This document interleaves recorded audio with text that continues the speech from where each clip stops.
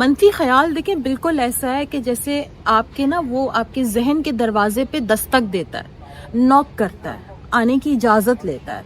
वो अंदर कब आता है? जब आप उसको आने की इजाजत देते हैं। ये बिल्कुल ऐसा है जैसे आपके घर में कोई ऐसा मेहमान हो जो आपको अच्छा ना लगता और आप सोचते हैं कि यार ये ना आए तो बेहतर है। होगा, हम सबकी जिंदगी में कोई ना कोई एक दो लोग ऐसे होते हैं, हम कहते हैं यार इनसे मिलने के बाद ना बड़ी एनर्जी जो है ना वो खत्म हो जाती है, तो बस इनसे या तो मिला ही ना जाए या मिला जाए तो बस एक डिस्टेंस के साथ और थोड़ा सा। अच्छा, इस डिस्टेंस को हम मेंटेन कैसे रखते हैं? हम उसको मेंटेन? या तो हम उनको बुलाते ही नहीं, या अगर वो कभी अनफॉर्चुनेटली आ जाए हमारे घर पे तो हम उनको बहुत ज्यादा वेलकमिंग एटीट्यूड नहीं देते।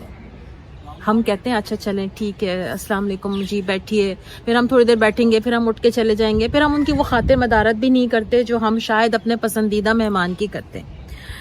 तो और फिर जो पसंदीदा मेहमान आते हैं तो हम क्या करते हैं? हम उसको बिठाते हैं, खिलाते हैं, पिलाते हैं, और अगर बहुत कोई अच्छा दोस्त हो, हम कहें या बहन हो अपनी कोई बहुत अच्छी जिससे बनती भी हो, हम कहते हैं यार तुम रात भी रुक जाओ ना, है ना। हम इस तरह से अपने मेहमान को वेलकम करते हैं। तो मनफी सोच जो है ना उसको आपने बिल्कुल ऐसे ट्रीट करना है जैसे आप अपने किसी गैर जरूरी मेहमान को ट्रीट करते हैं। समझ आ रही मेरी बात? तो मनफी सोच बिल्कुल ऐसे है कि जैसे गैर जरूरी मेहमान है जिसको आप बहुत वेलकम नहीं करते। तो अगर आपके अंदर कोई मनफी सोच चल रही है, आप बिल्कुल उसको वैसे ही ट्रीट करेंगे। अच्छा, मनफी सोच की बहुत सारी हम एक थोड़ी सी एग्जांपल्स और भी देख लेते हैं, तो उससे क्या होगा कि आपको समझ आएगा कि मनफी सोच क्या होती है। अब अगर किसी ने, मिसाल के तौर पर ऐसा होता है कोई दोस्त छोड़ दे, जिंदगी में कोई छोड़ दे, तो हमारे जहन में क्या ख्याल आता है? मैं इस प्यार के काबिल ही नहीं थी। ठीक है, अब क्या इस मनफी खुद कलामी को हम अपने अंदर आने की इजाजत देंगे? अक्सर हम में से लोग अपने आप को इस बात की इजाजत दे देते हैं। और क्यों देते हैं? इसकी वजह क्या होती है? समझ आ रहा है इसकी वजह क्या होती है? एक तो हमें अवेयरनेस नहीं होती कि ये मैं सोच क्या रही हूँ, एक तो हमें इस बात की अवेयरनेस नहीं होती, और क्या नहीं होता? लैक ऑफ सेल्फ कॉन्फिडेंस होता है। लैक ऑफ सेल्फ कॉन्फिडेंस होता है। और क्या होता है? कोई बार बार वही बात कर रहा हो, नेगेटिव एनवायरनमेंट। हो सकता है कि नेगेटिव एनवायरनमेंट में से कोई बात हमें बार बार ट्रिगर कर रही हो, तो इसलिए हमें लगता है कि यार सही तो है, देखो ना वो भी तो मेरे बारे में यही बात कह रही थी, अगर इस दोस्त ने मुझे छोड़ दिया तो उसका मतलब है उसने भी तो छोड़ दिया। तो बाज औकात हमें ना बाहर की चीजें हमें इस तरीके से हमारे उस ख्याल को इंडोर्स कर रही होती है। तो हमने अपने अंदरूनी जो मुकालमा है ना उसको लाजमन देखना है।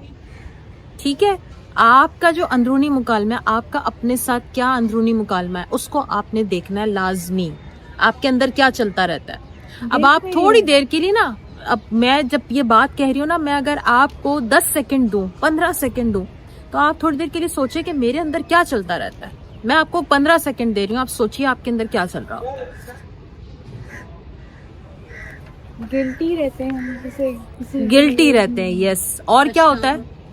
पछतावा होता है, रिग्रेट्स होते हैं। किस बात के रिग्रेट्स होते हैं? माजी के रिग्रेट्स होते हैं। और गिल्टी किस चीज का होता है? जैसे अपनी ही कोई, अगर हम कहते हैं ना कैसे हमने कोई अच्छी चीज करी लेकिन अगर हमें उसका अच्छा अप्रिशिएशन नहीं मिला तो हम उसको भी गिल्ट में ले जाते हैं कि नहीं हमने शायद कुछ गलती कर दी थी, जब ही नहीं मिला। वरना तो हमने तो अपनी तरफ से पूरी कोशिश करी होती है। हाँ, हमने अपना बेस्ट दिया होता है, लेकिन जब रिजल्ट वैसा नहीं आता तो हम कहते हैं शायद मुझ में ही कोई कोताही थी इसलिए ऐसा हो गया।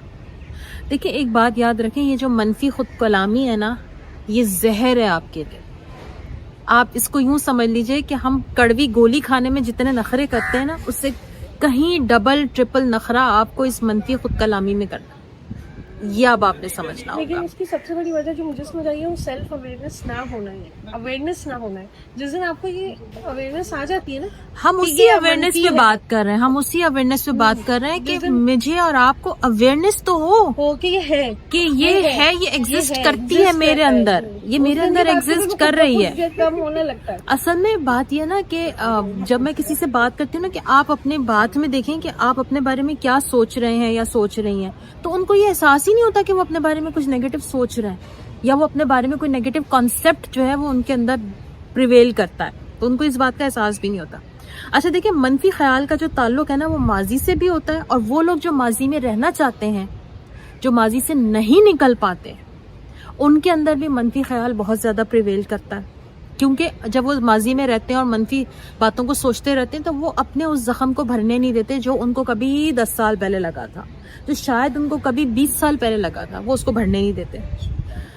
अगर हम मनफी सोच माजी के किसी गुनाह के बारे में होता है ना, हमें माजी के किसी गुनाह के बारे में कोई मनफी सोच होती है, कोई ख्याल होता है कि यार फलां वक्त मुझसे ये ज्यादती हो गई थी, तो हमें उसको कैसे दफा करना है, अपने रफा दफा कैसे करना है, हमें उसके ऊपर खुलूस से दिल के साथ तौबा करनी है अल्लाह के हुजूर कि अल्लाह तुम मुझे माफ़ कर दे।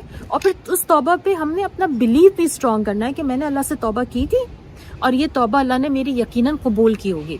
मनफी सोच का एक और जो बैड इम्पैक्ट होता है ना वो ये कि हमें अपनी दुआओं पर भी यकीन नहीं रहता, क्योंकि हमने अल्लाह से तौबा की थी और हमें उसका यकीन ही नहीं होता कि मेरी तौबा जो है वो कबूल भी हो गई हो।